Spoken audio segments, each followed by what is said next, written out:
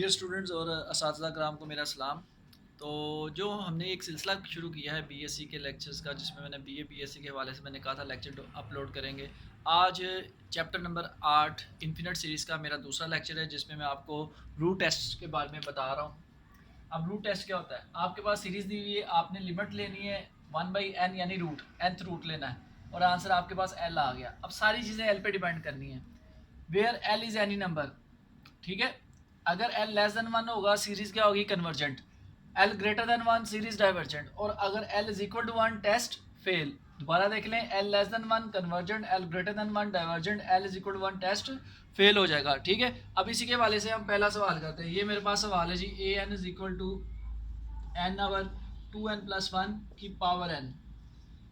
तो अब हमें पता कैसे चलेगा? अब इस पर हमने काशे रूट टेस्ट लगाना है। अगर उसने पूछा होल पावर अगर n होगी तो आपने क्या करना है जी? काशे रूट टेस्ट लगा देना है।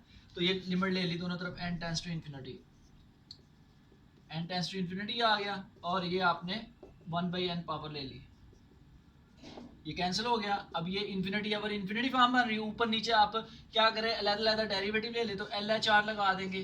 तो ऊपर वाले का डेरिवेटिव क्या होगा जी? आपके पास 1 और नीचे 2 आ जाएगा। और लिमिट आप पुट नहीं कर सकते क्योंकि n यहाँ पे खत्म हो गया। तो 1/2 लेस देन 1, तो लेस देन 1 का मतलब है जी कन्वर्जेंट। तो ये सीरीज क्या होगी आपके पास? कन्वर्जेंट हो जाएगी। नेक्स्ट आपके पास a n is equal to, question number 2, 3n+2 2n-1 whole power n। Limit ले लें, स्टेप बचाने के लिए मैं ये कर रहा हूँ सारा कुछ।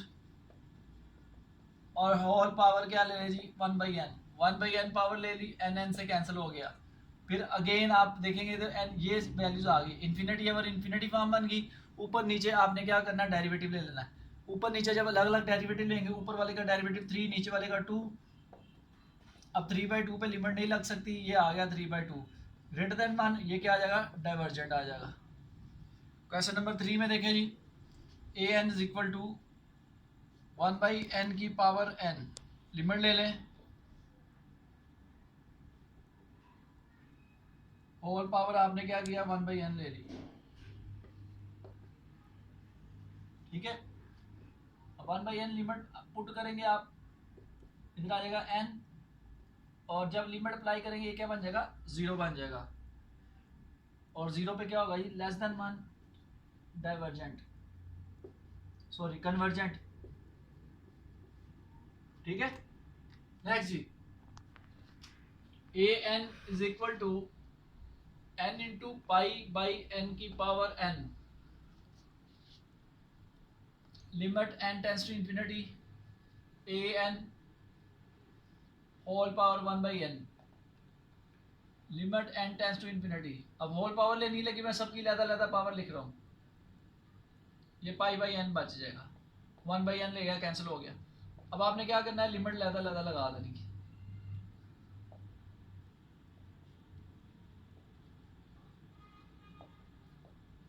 ये जो चीज़ है जिसको सर्कल कर रहा हूँ, ये कल हमने सवाल किया था, उसमें हमने प्रूव किया था ये चीज़ 1 के बराबर होती है। याद रखिएगा, n की पावर 1/n, लेक्चर नंबर 1 में मैंने ये प्रूव किया हुआ है। n टेंस टू इन्फिनिटी ये 1 के बराबर होता है। यहाँ पे लिमिट पुट करेंगे π/इन्फिनिटी, तो समथिंग ओवर इन्फिनिटी 0 कन्वर्जेंट। तो ये सीरीज क्या होगी जी? कन्वर्जेंट हो जाएगी according to the root test. Next आपके पास है ये वाला question, a n is equal to n1+n³ whole power n।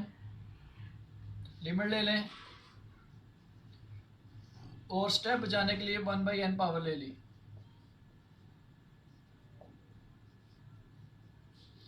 ये से कैंसिल हो गया। अब आप देखेंगे कि ऊपर नीचे ये इन्फिनिटी अवर इन्फिनिटी फॉर्म हो जाएगी, LHR लगा देंगे। LHR दोबारा लिख देता हूँ, LHR, एल हॉप्टर रूल। ऊपर वाले का लहदा डेरिवेटिव, नीचे वाले का लहदा डेरिवेटिव। अब लिमिट पुट करेंगे, समथिंग अवर इन्फिनिटी आ गया 0, तो क्या बन गया? कन्वर्जेंट बन गया। तो ये थे आपके सवाल जो मैंने आपको रूट टेस्ट के हवाले से दिया है। एक सिंपल से उसको इंट्रोडक्शन दे दिया और साथ उसके शॉर्ट क्वेश्चंस करवा दिए। और वैसे लॉन्ग में भी यही आते होते हैं, इनमें से 1-2 सवाल है जो मतलब लॉन्ग में आ जाते हैं। तो ये दोनों तरीक़ों से तैयारी चल रही है आपकी, ट्रेडिशनल से भी। अब MCQs की तरफ चलते हैं। पहला MCQs, limit n tends to infinity 1/n is equal to n where l belong to natural set याद रखिएगा। एंड l जो है अब 1 के बराबर या 1 से बड़ा और 2 से छोटा है, द सीरीज विल बी। अब देखिए l जो है वो 1 के बराबर या 1 से बड़ा है और 2 से छोटा है, तो अब नेचुरल सेट में जो 2 से पहले वो 1 आता है, यानी l की वैल्यू क्या होगी, 1 हो जाएगी, 1 हो जाएगी। और जब n tends to infinity 1/n l is equal to 1 होगा, तो अकॉर्डिंग टू द जो डेफिनेशन है टेस्ट क्या हो जाएगा, उसमें फेल हो जाएगा, ना ही कन्वर्जेंट होगा ना ही डाइवर्जेंट होगा। थर्ड केस आएगा क्या आएगा, टेस्ट फेल हो जाएगा। नेक्स्ट ये आपके पास n/10 whole power n the series will be.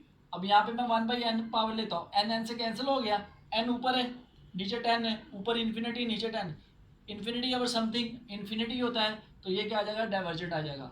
अब इसमें डाइवर्जेंट की ऑप्शन आ गई। अब इधर आ जाए an 1/2 की power n cube the series will B, इस चीज़ को मैं प्रूव कर देता हूँ। अब मैंने होल पावर n लेनी है, ये देखिए होल पावर n ले ली, होल पावर n लेने के बाद ऊपर 2 बच जाएगा, नीचे आ जाएगा n की पावर 1/3 क्यूब को मैंने बाहर लिख लिया, 1/3 है ना, n क्यूब है ना, मैंने n की पावर 1/n के क्यूब को बाहर निकल लिया, ये ऊपर 2 आ गया, नीचे ये 1 के बराबर होता है और 2/1 2 आ गया, 2 ग्रेटर देन 1 होता है और 2 ग्रेटर देन 1 का मतलब है जी आपके पास डाइवर्जेंट। तो ये MCQ नंबर 3 का आंसर क्या होगा, डाइवर्जेंट आ जाएगा। अब MCQ नंबर 4 अगेन, इसमें ये 3 आ जाएगा, ऊपर क्या आ जाएगा, 1 आ जाएगा, 1/3 यानी लेस देन 1, ये इसी से MCQ बना है, 1/3 लेस देन 1 कन्वर्जेंट। अब इधर आ जाए n की पावर 1/n, ये अंडरस्टूड है कि यहाँ पे 1/n लेंगे, n से कैंसिल, n बच जाएगा और लिमिट पुट करेंगे n tends to infinity, n खाली बच रहा है तो वो इन्फिनिट आंसर आएगा, तो ये क्या हो जाएगा, डाइवर्जेंट बन जाएगा।